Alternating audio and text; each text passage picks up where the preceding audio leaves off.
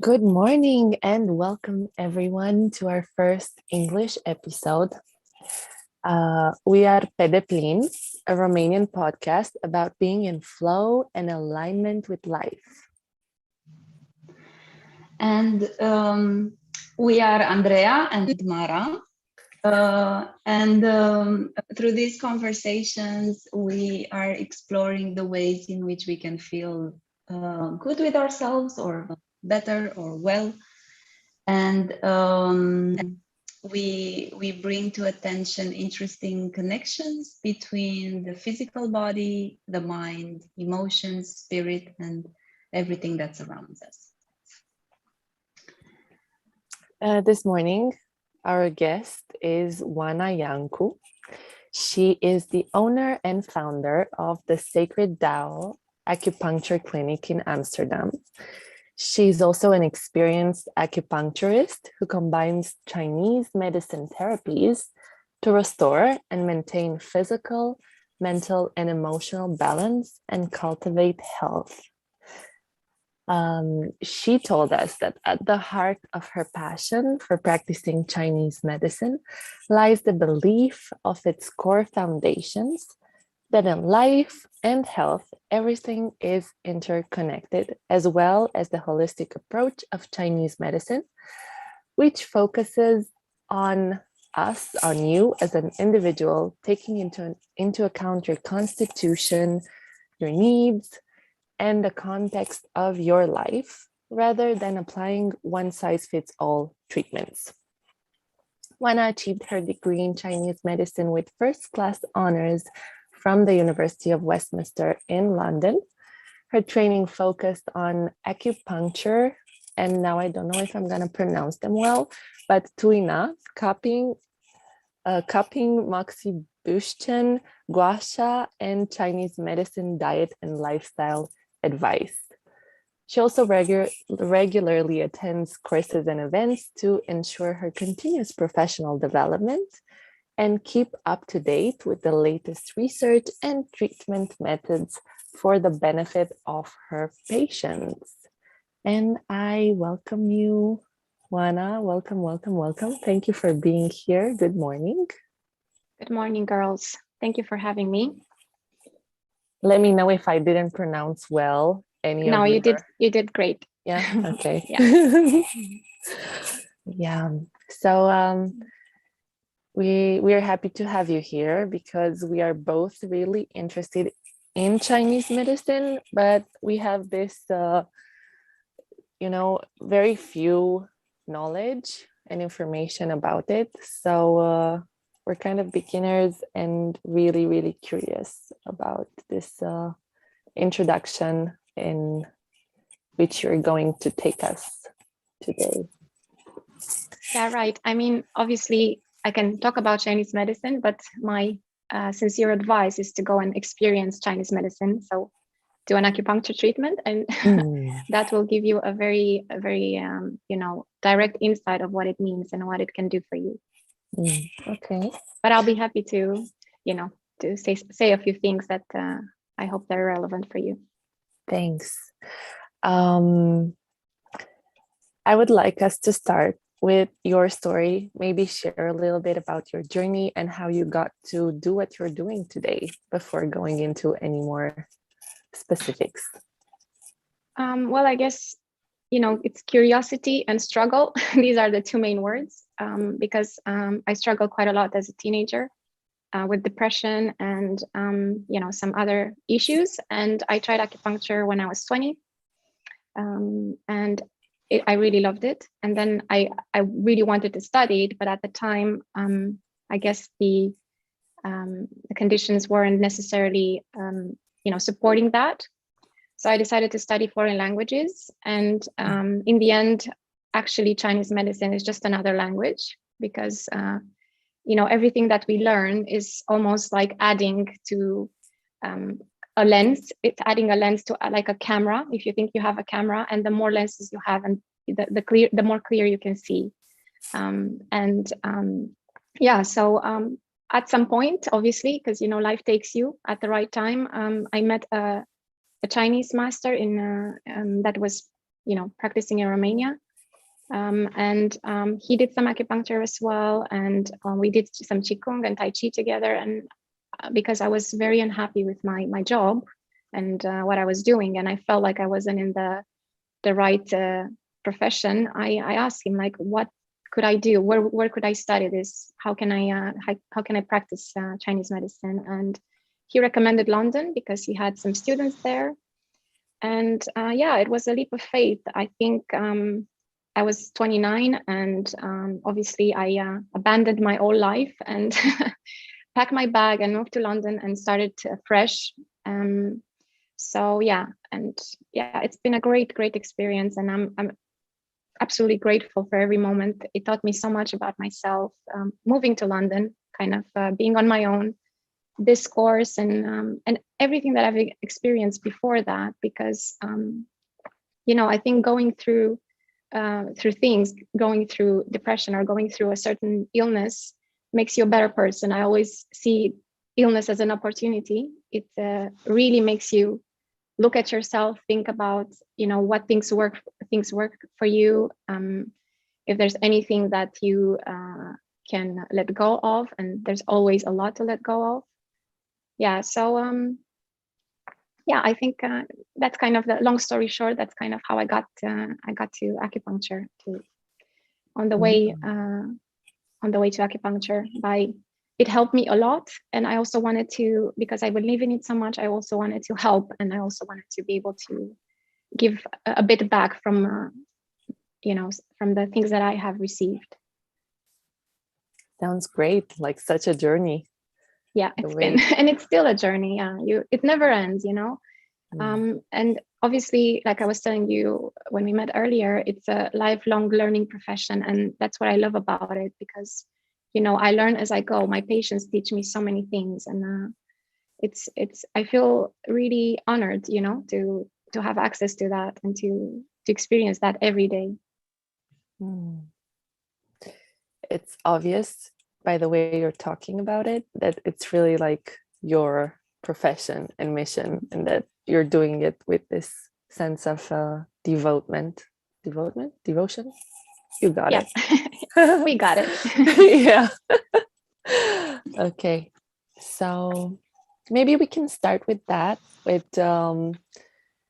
seeing illness as an opportunity. Can you tell us more about how Chinese medicine frames this, and maybe if you have any story or experience with clients that, I don't know, healed through seeing illness as an opportunity? So I mean, to start with, Chinese medicine is a preventative medicine. So they say, dig the well before you get thirsty. Yeah, because when you're already thirsty and you start digging the well, it's already too late. But obviously in our society and nowadays, we only go to see a therapist, see a doctor when things get really bad. So I don't really see it a lot here. I don't see patients coming before it gets bad. They usually come when it's really bad or it's almost very bad. However, there are a few people who, I guess they want to maintain their health, and they look for certain ways. And some of them do yoga, some of them do, Qigong, or some of them go see a therapist or a coach, and some of them come to acupuncture for that. But seeing illness as an opportunity is almost like, when you get sick, it's your body sending you a message. Okay, you've done something wrong, and those messages start to appear gradually. And sometimes, if you pay attention, we see them and we can deal with them and we can prevent it from getting worse. But we're human beings, so it's very hard to. I think the hardest thing is to listen to ourselves, to listen to our bodies. Or actually, the hardest thing is to listen, because when we talk to someone, I think we listen and then we want to say something rather than really listen. We want to respond. So, but when you take the space to see yourself, to understand yourself, and to understand why these symptoms are happening, why this is coming, and to give yourself obviously the space to deal with everything, then things can change. And for me, like a part of, my depression, obviously there was something hormonal as well. However, it was also this lack of purpose. Yeah, I felt like I don't have a purpose in my life. I really felt it in every cell of my body that that's not what I wanted to do. But how do you get to, from there to what you want to do? Well, you don't give up on yourself, and you keep looking. And whether we see it immediately or whether it takes some time to see it, at the end of the day, you still have to face yourself and face your problems and take responsibility for them. Because regardless of the support you may receive, you're the main character, you play the main role. You're the only one who can take the steps and take the responsibility and do the work. People around you, and I work as a support. I'm not the main healer. They are the healers. I'm just a guide, a support. I don't consider myself a healer.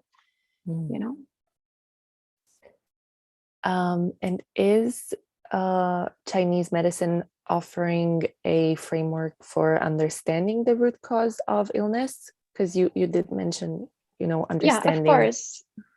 So the things are very simple. It's the balance. Yeah, it's moderation and balance. Yeah. So if we think of the very common terms that we know, the yin and the yang. Yeah. So yin and yang are not opposites that reject each other. They're opposites that complete each other. And this is how we can look at life as well. Yeah.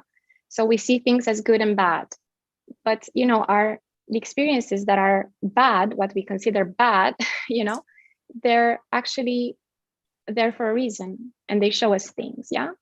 So Chinese medicine says, don't do too much, don't go to extremes, and live with the seasons. Yeah. And these are such common sense things. So you don't even have to know Chinese medicine. You don't have to study Chinese medicine or adopt the principles of Chinese medicine. It's a very common sense practice. Yeah. So in winter, obviously, we are in winter now. So the energy is less, it's cold outside. So we should sleep more. We should do less. Yeah. We should eat warm foods because obviously it's cold outside. So those three things are just, common sense. Yeah. Or obviously when you're tired, take the time to rest. If, you cannot, an athlete cannot run a race if they're tired or if they're injured. So it's the same with us.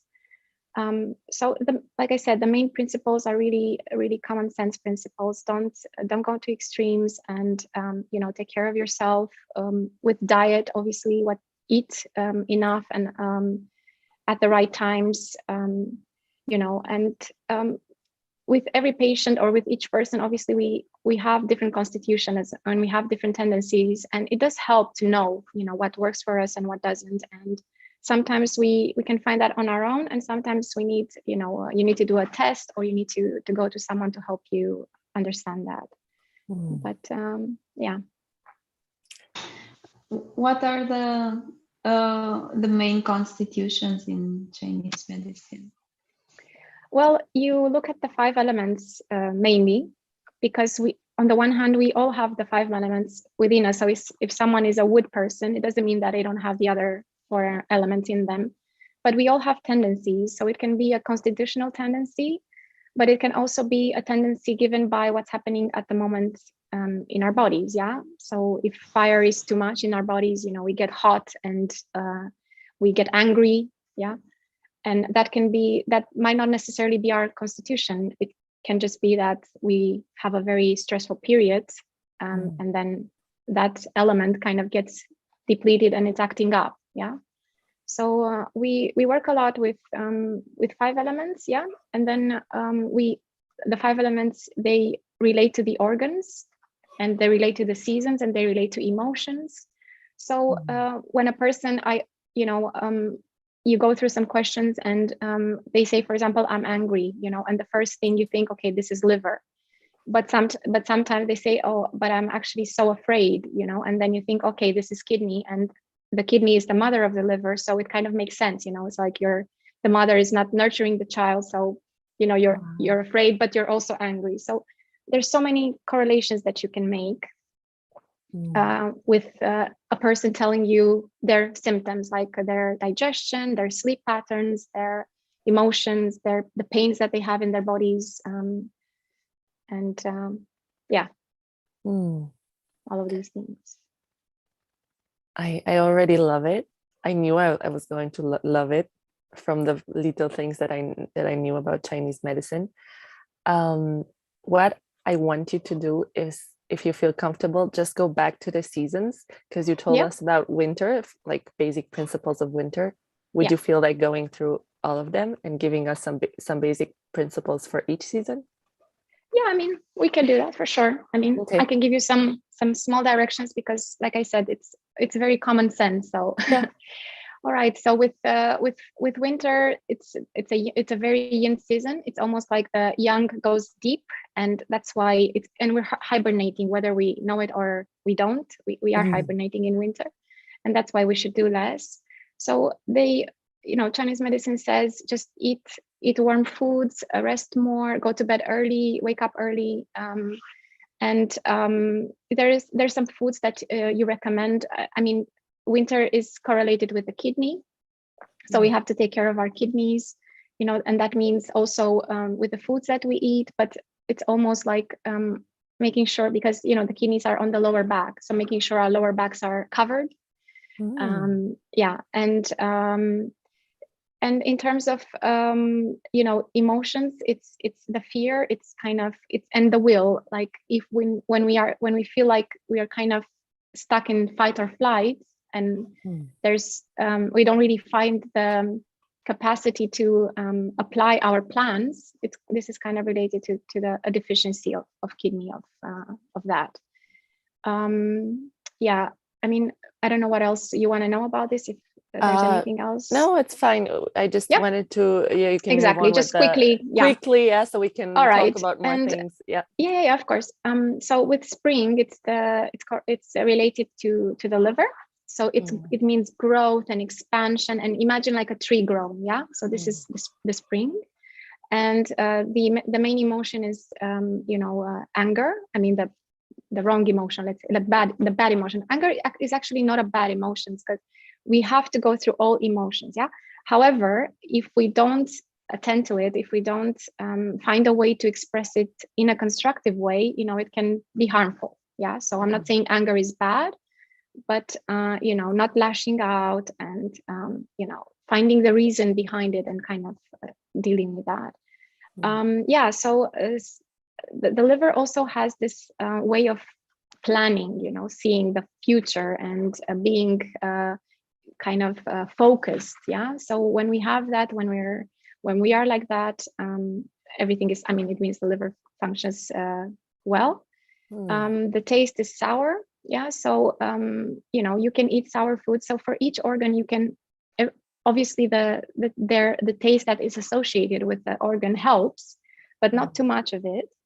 And also the taste of the previous organ helps. So because the kidney is the mother of the liver, a bit of salty food would help as well for the liver, but not too much. So moderation, that's the keyword.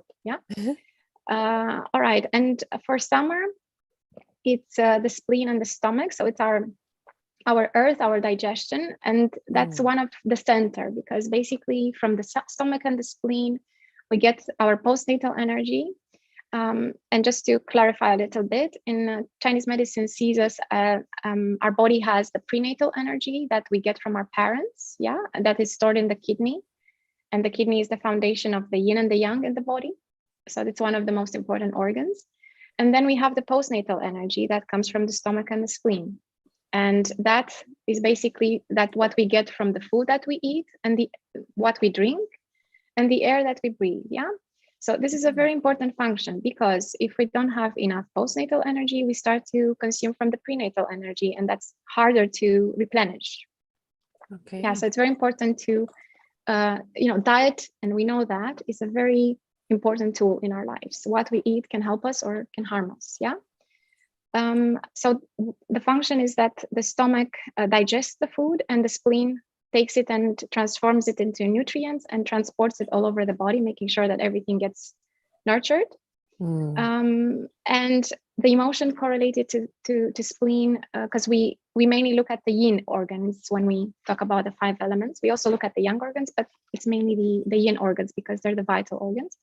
is overthinking and worry. So when we are overthinking and worrying and ruminating in our heads, it's the spleen. Yeah, it's a bit deficient. And then we have autumn, which is related to the lung and the large intestine. It's just like the function of the large intestine. Yeah, it's a season of letting go of, reaping what we have grown during the summer and the spring, and kind of separating, what is beneficial from what is not, and letting go of what is not. The lung is associated with sadness, yeah, and it's metal. It's a metal element, and I mean, you see people, for example, people who have a lot of sadness or grief, yeah, it's the lung. When somebody dies and you are grieving for them, it's, you work with the lung to help that, and it's incredible how, I see such releases, like when I do the lung points. Sometimes it's incredible. They start crying and releasing, and then they feel it's like, oh wow, something has lifted. Yeah, so it's incredible. And so the taste for the lung is pungent. It's almost a little bit of, let's say, spicy kind of. Yeah, a little bit of spice for the lung is good, but not too much, obviously. And for, I think we've talked about winter. I think we've gone through all of them. Yeah, we've gone through all of them. Yeah. Thank you. You're welcome. I love this approach. I just love it. Yeah, it's like I said, all this, so all the information we have, because obviously Chinese medicine is just the way. Yeah, there's Ayurvedic medicine, there's yoga, there's therapy, there's so many things out there. Yeah. So everything that we learn just helps us see ourselves better, understand ourselves better, and know what works for us. Because I always, say this, and I say to my patients as well, maybe what I do doesn't resonate for you, right? So you had a treatment, and you say, okay, this is not for me, and that's fine. Okay, it's okay for you to go and find what works for you, and that's what I've been also trying to do with myself, because acupuncture for me works tremendously, and I love it, and I believe in it. And but for example, although I like yoga very much, I cannot really see myself doing it. I do it, now and then, just because I have some friends who practice it, and I practice with them. But otherwise, it's not really for me. I like the qigong. I like other stuff. So, and that's fine. It doesn't mean that yoga is bad and this is good. It's just that there's so many different ways, and it's so nice that when we allow ourselves to find what works for us. Yeah. I like this approach very much. It's also me and Mara, our first season was about immunity, and we encouraged this exact same thing, to listen to yourself first and involve yourself this way in the healing process, like by registering the way a practice is being felt by you and your body. Yeah, absolutely. Yeah. The self needs to be involved in the process. Yeah. That's why I really like this approach. It's not a one size fits all, and it shouldn't be like that, because although we are not separated, we are different, and we need different things. And it's really strange, because the more you see people, and probably Andrea, you understand this as well as a therapist, you ask yourself, like, why is it so hard to take care of yourself? Why is it easier to take care of everyone else but yourself?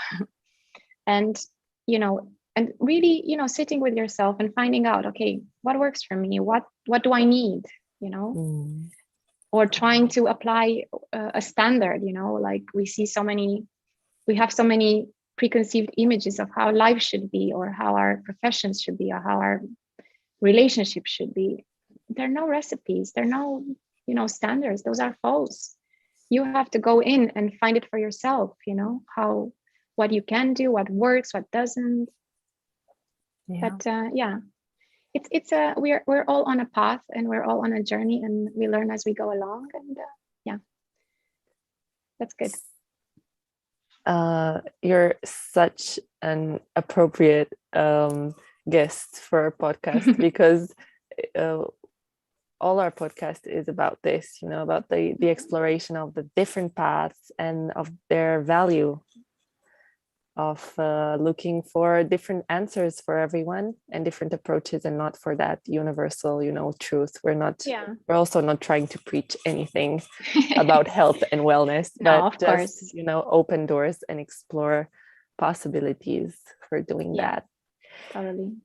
So, acupuncture and your devotion to it. Can you tell us more about why acupuncture works for such a variety of illnesses and how you work with it, why you love it?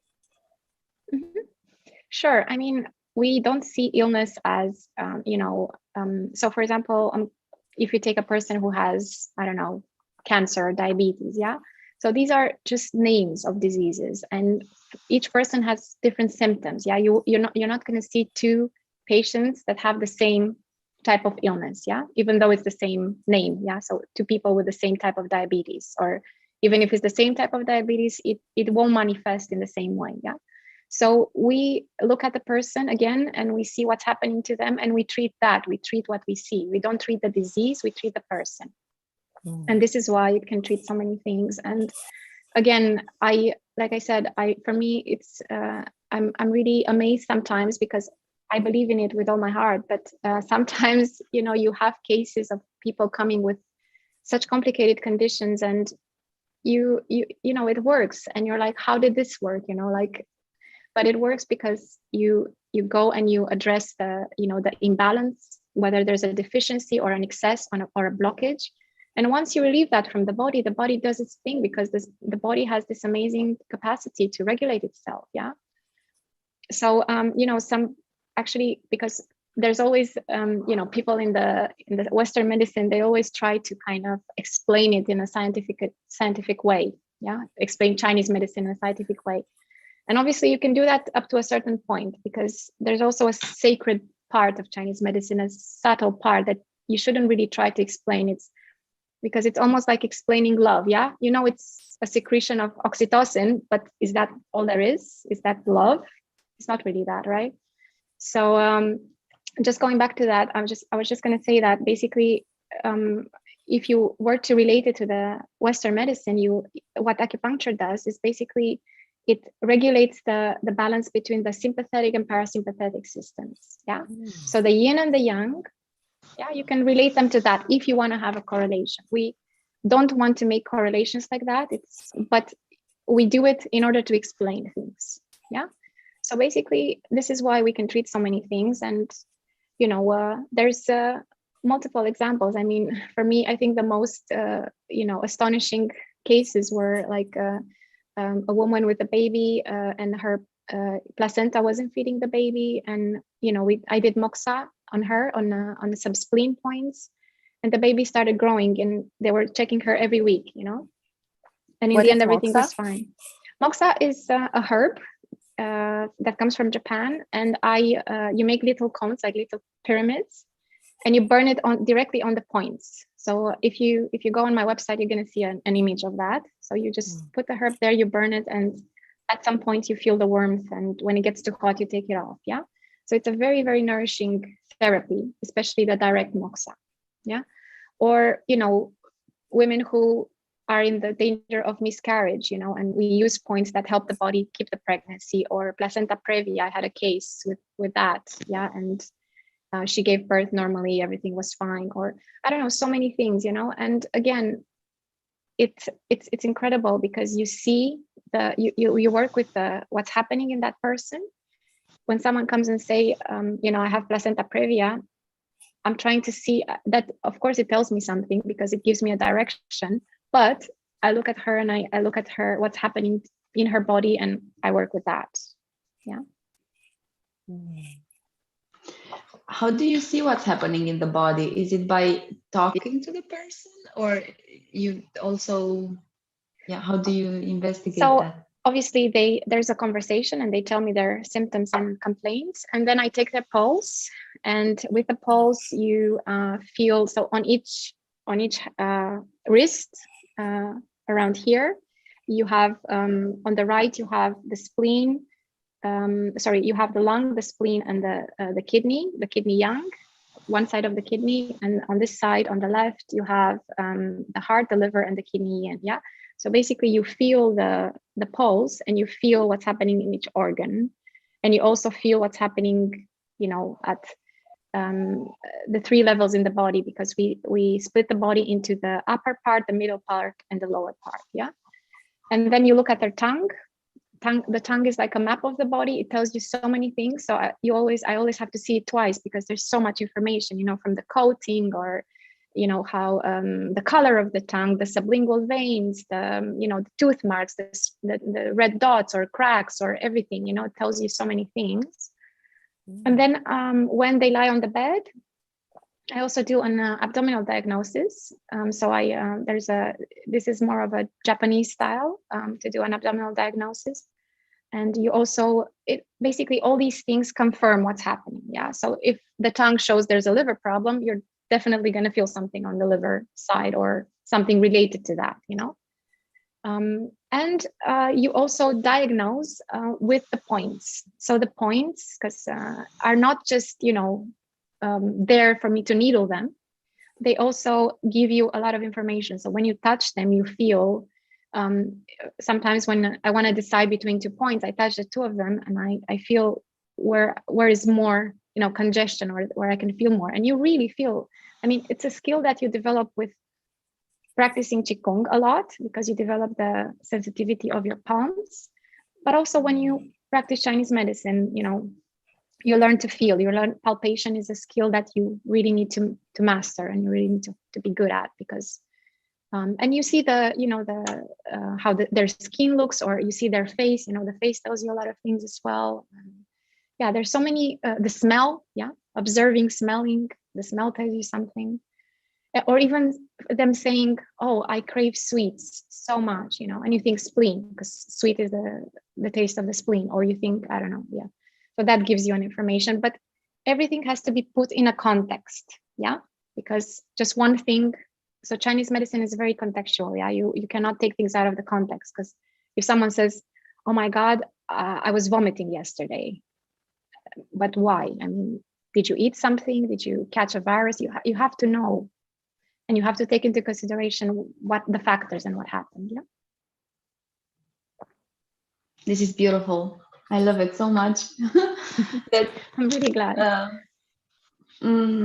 that there is this way to keep alive this ancient practice of understanding the body non-invasively. Like you can understand what's going on just by knowing how to read these different signs that the body shows. And I find that absolutely amazing, really beautiful.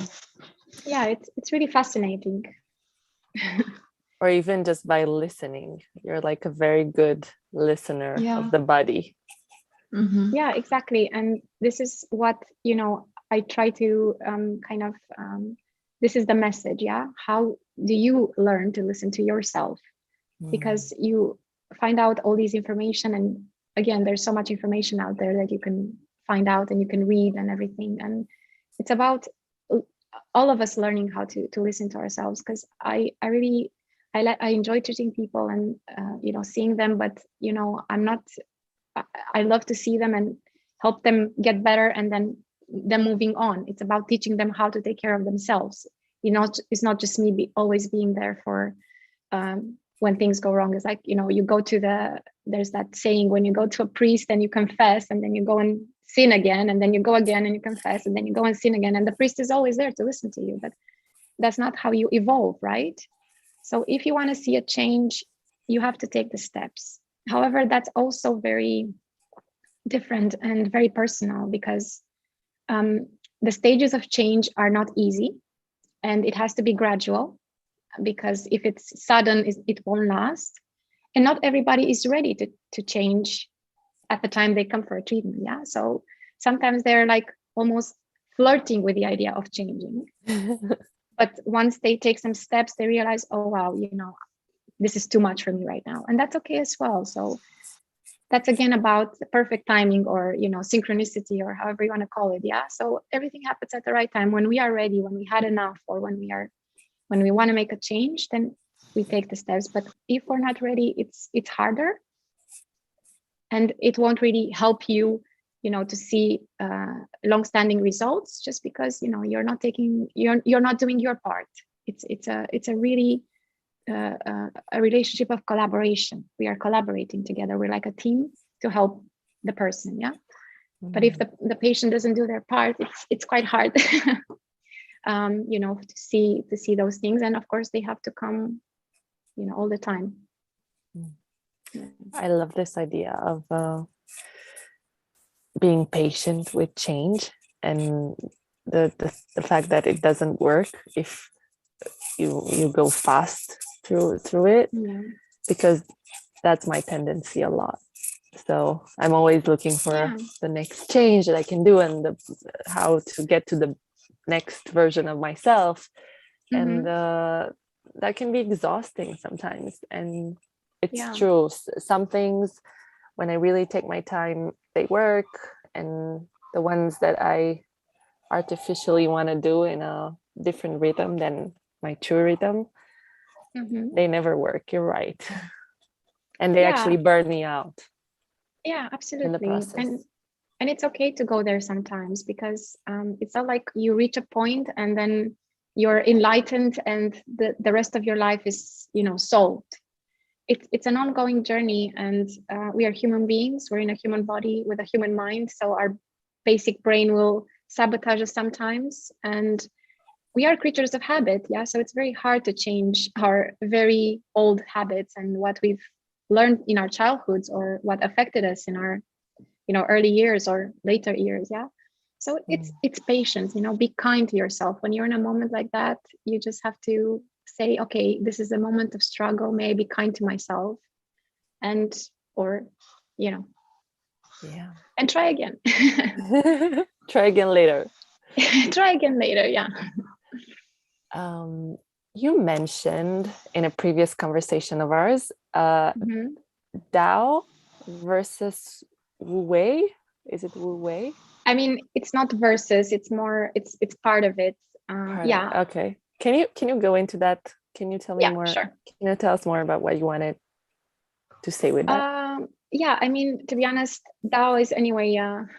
It's part of the name that I gave my practice as well, Sacred Dao, and it's one of the the philosophies. It's part of one of the main Chinese philosophies, Taoism, and obviously, on the one hand, we can talk about it and we can explain it and so on and so forth, but they actually say that you cannot really, the real Dao, you cannot name it, you cannot talk about it, because it's not conceptual. Yeah. So, but in order to kind of understand the principles, it's about, allowing things to be. You showing up, doing your part, and allowing life, the universe, God, whatever you perceive that to be, to do its part. So not pushing, not grasping, not rejecting, just being. And, and the non-doing is also like, of course, we live in a very, doing society, very doing times. We have to do things all the time. And of course, there is a part that needs to be done. There is, it's normal to do something in order to get something, but there's also a part of allowing. And the part of allowing is the one that we miss. Yeah. So it's a dance between, doing and allowing, but it's again the yin and the yang. So they have to be balanced. If there's too much of one, then the other is going to be, deficient, and you're going to see going to extremes in certain ways. Yeah.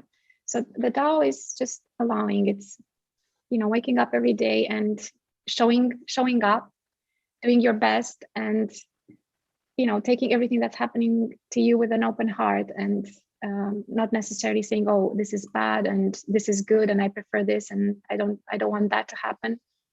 Because life is anyway, it's not always good. It's ups and downs. And if we don't accept that, and if we don't kind of, kind of go with the flow, allow ourselves to really ride the wave, then we get stuck and we get, hit in the face and so on and so forth. So, and and also it means to go inside and to listen to yourself, to make silence, because that's the nourishing of the yin. Yeah. Again, these are very, very young times, and we feel like if we're not doing something, if we're not productive, we are failing, or we are not enough.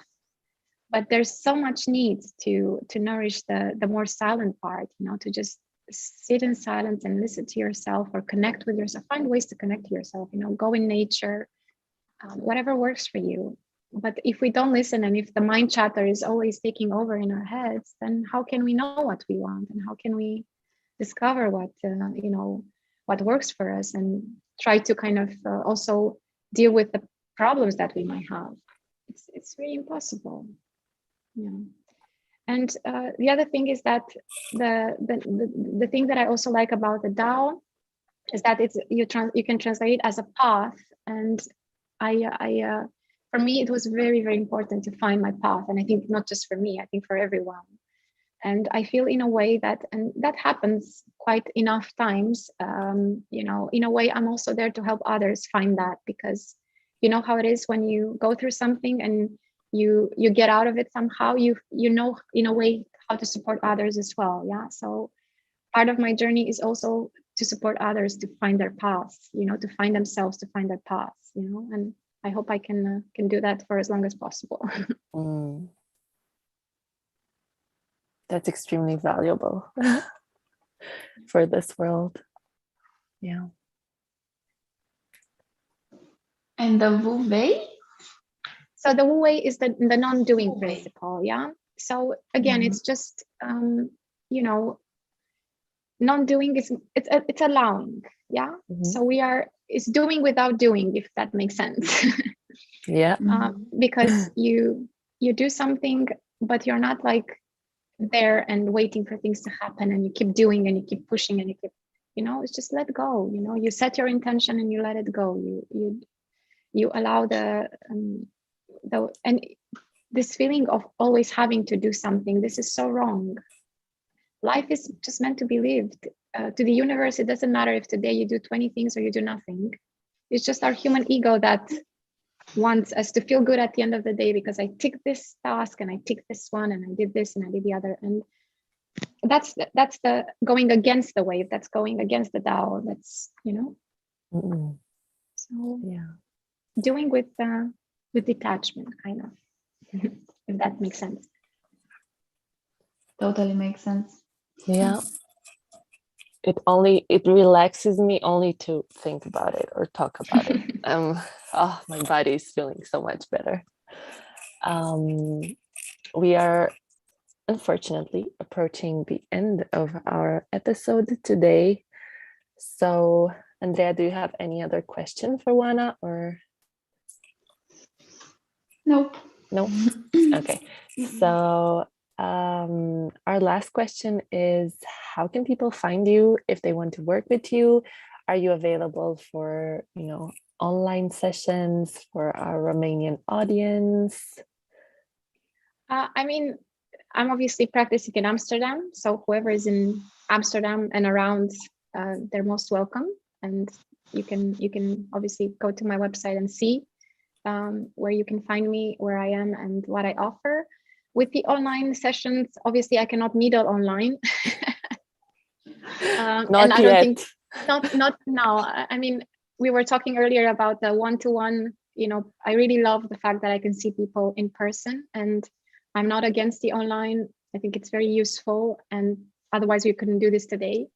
But it's it's so nice that when you can see also people in person. And for the online, at the moment I only do with people who ask me. I have friends who live in India or friends who live in, Australia, and I have consultations with them, but I haven't really done a lot of online sessions because I can tell you about your constitution and give you some advice.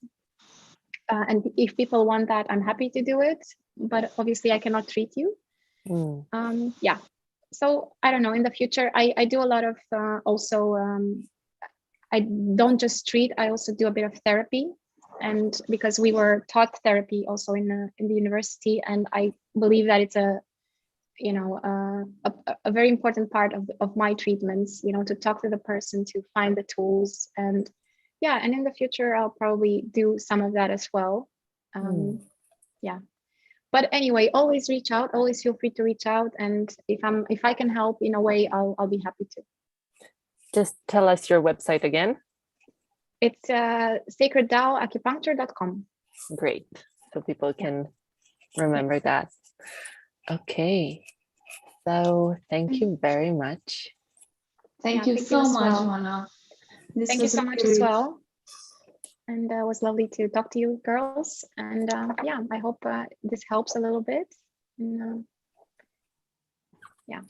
It definitely opened some appetite, and I got some deeper understanding of what Chinese medicine is. And I hope our listeners did it as well. Thank you for being here. Thank you for listening, to everyone who listened. And please let us know how you feel about us doing English episodes from time to time on our pages on Facebook, Deplin, and Instagram, Deplin. And we are going to see each other and hear each other next week with a new episode. Thank you. Thank you, girls. Have a lovely day. Bye.